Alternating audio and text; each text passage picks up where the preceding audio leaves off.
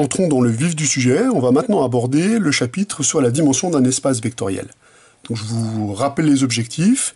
L'objectif, c'est de démontrer que dans un espace vectoriel de dimension finie, toutes les bases ont le même nombre d'éléments. Donc on va déjà s'intéresser à est-ce que ça existe des bases? Parce que pour pouvoir appliquer ce rituel, il faut absolument qu'il existe des bases en dimension finie.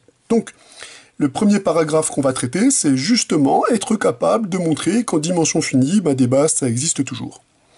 Alors pour ça, on va faire un travail sur les familles libres, puis un travail sur les familles génératrices. On va commencer par le travail sur les familles libres.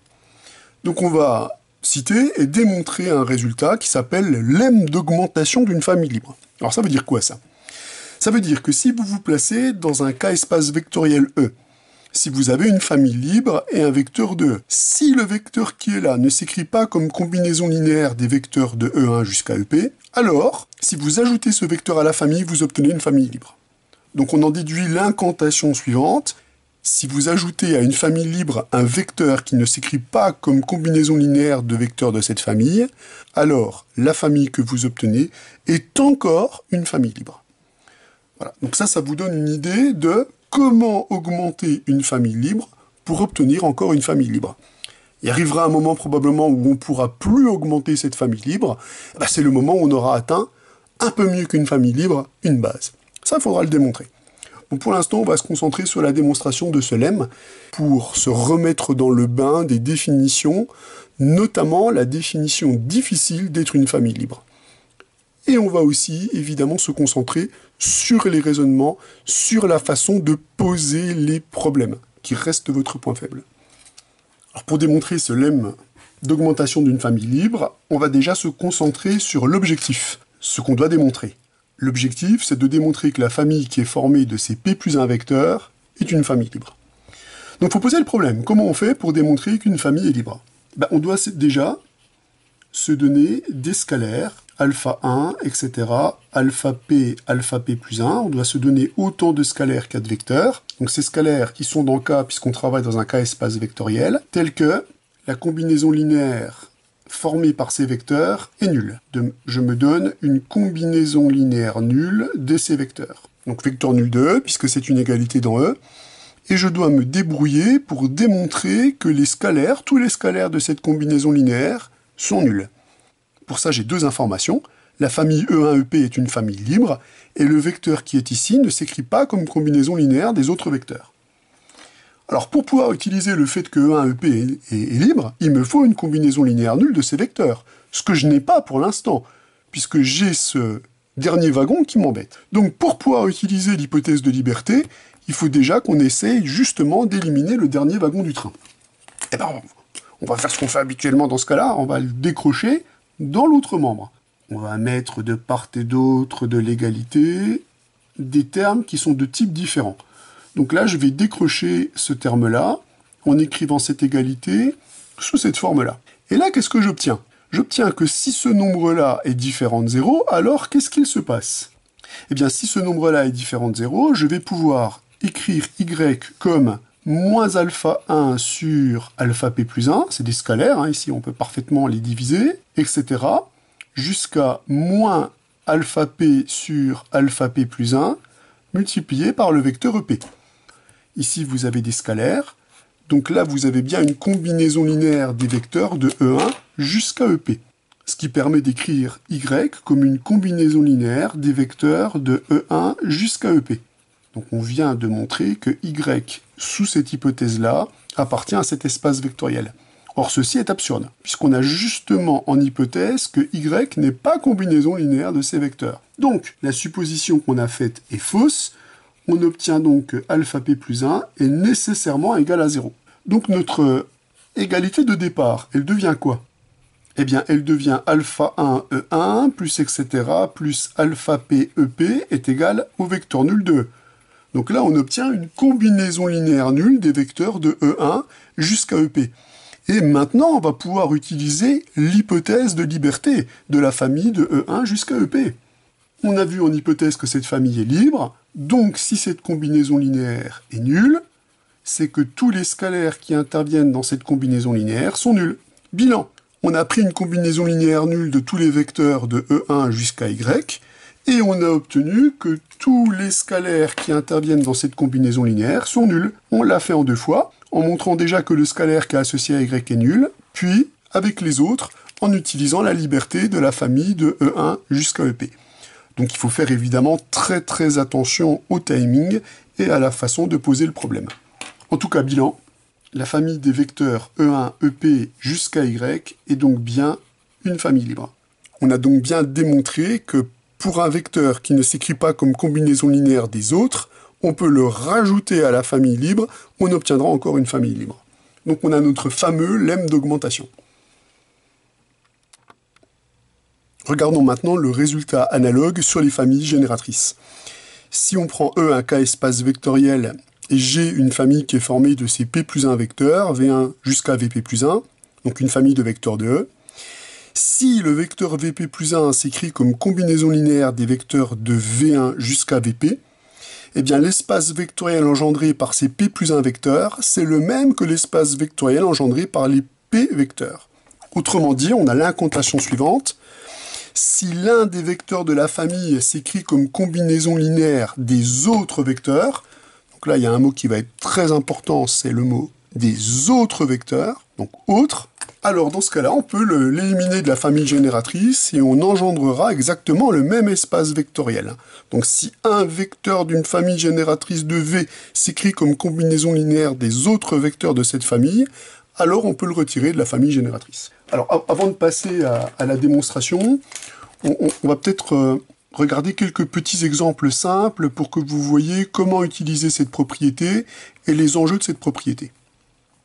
Commençons par prendre un exemple dans les polynômes où je considère l'espace vectoriel engendré par 1 plus x carré, x plus x carré et x plus 2.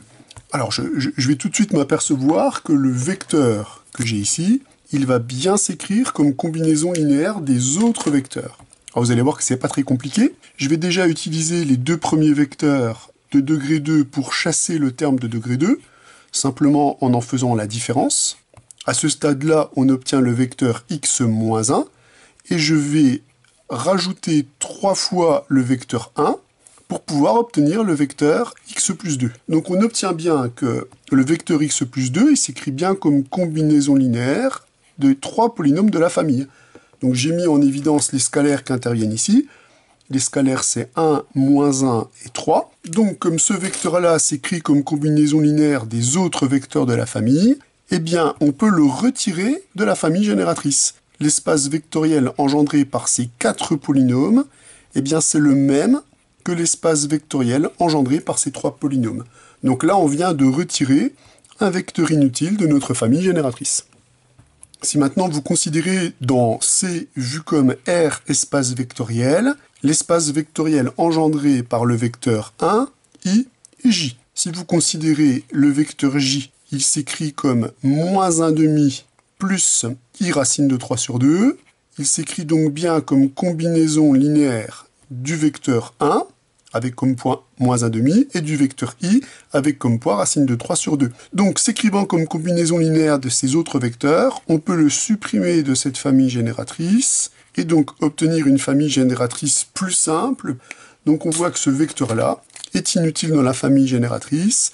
En appliquant à la lettre le résultat qu'on va démontrer, on peut bien simplifier cette famille génératrice. Donc on voit la condition pour retirer un vecteur inutile dans une famille génératrice, elle est très très simple. Alors démontrons ce fameux lemme de retrait d'un vecteur inutile.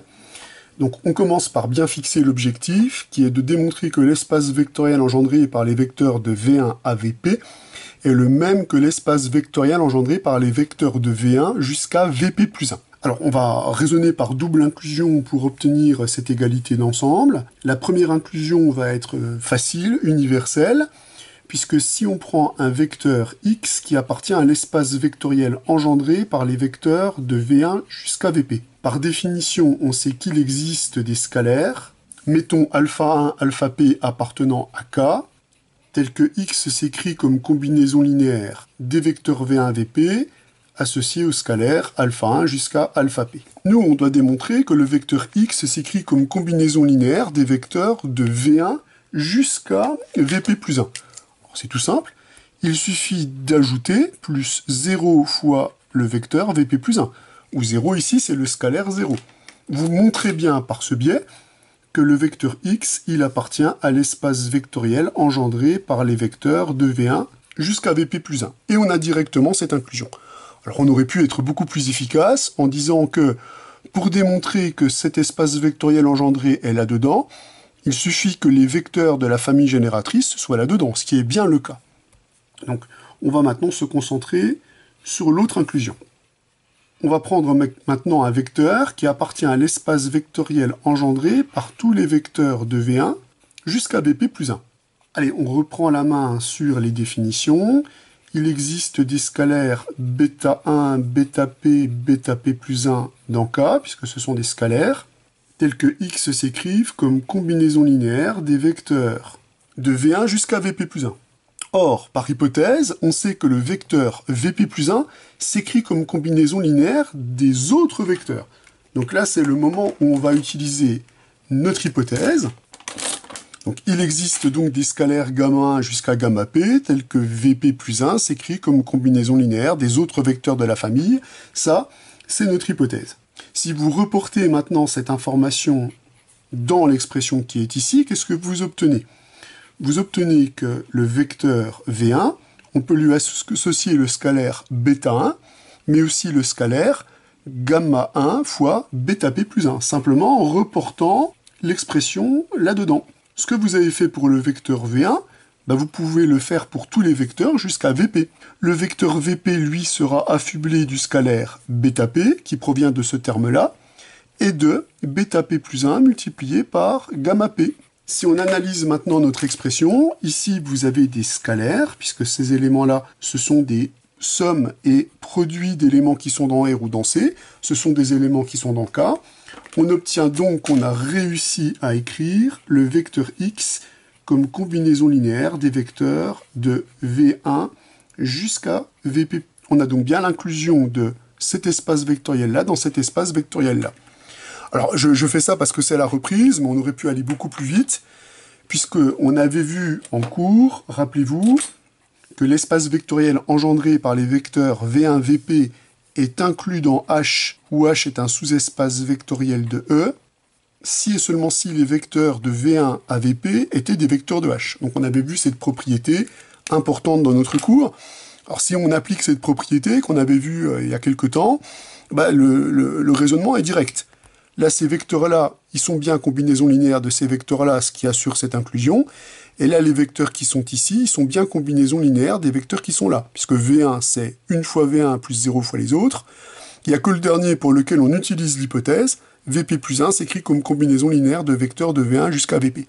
Donc là, la démonstration, on peut la faire oralement, simplement en utilisant la propriété qu'on avait vue en cours dans les espaces vectoriels généraux. Là, la refaire en détail, ça m'a permis de reprendre la main sur les notations, de bien voir comment on écrit un vecteur de ces espaces vectoriels engendrés qui sont si importants.